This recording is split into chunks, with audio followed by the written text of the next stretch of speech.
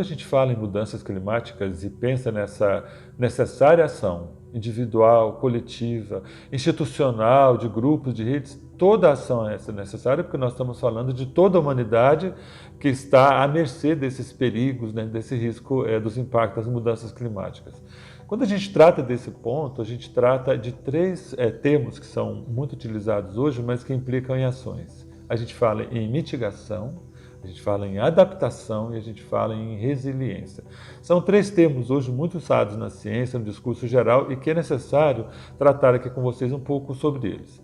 Quando a gente fala em mitigação, significa toda e qualquer ação que empresas, que coletivos de pessoas, que o Estado, que o terceiro setor, qualquer pessoa ou grupo possa e deva fazer no sentido de reduzir a emissão dos chamados gases de aquecimento.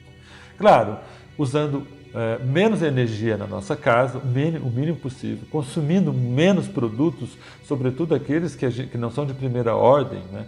Utilizando toda a nossa condição de mobilidade urbana ou intraurbana, de dar preferência ao transporte, meios de transporte coletivos ou não poluentes, usar energia menos poluente, há todo um conjunto de ações que cada um pode fazer, do indivíduo à coletividade, do setor privado ao terceiro setor, setor público.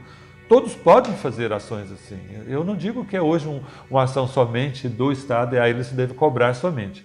O Estado é o normatizador da nossa relação social e ele pode desenvolver campanhas e ações, mas cabe também ao indivíduo, cabe ao setor privado, ao terceiro setor essa ação. A segunda ação é a da adaptação, né? Eu falei mitigação, adaptação e resiliência. Querendo ou não, nós vamos ter que criar mecanismos de adaptar-nos, né, a nossa sociedade, o nosso modo de vida, a essas mudanças. Então nós temos que criar mecanismos e ações para, por exemplo, nos adaptarmos.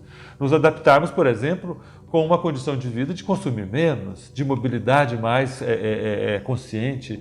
Quando a gente trabalha hoje com planejamento urbano, agrícola, rural, assentamentos e formas industriais, etc., produção industrial, agrícola, nós temos que adaptar esses setores e as cidades a essas condições. Então, adaptar significa isso, adaptar a forma de vida, adaptar com planejamento as ações futuras. E resiliência, que é o terceiro tripé dessa análise. Resiliência significa a capacidade de resistência, né? Resistir aos impactos. Por que a gente fala isso? Porque, claro, o ser humano é muito engenhoso, é muito inteligente, é muito criativo.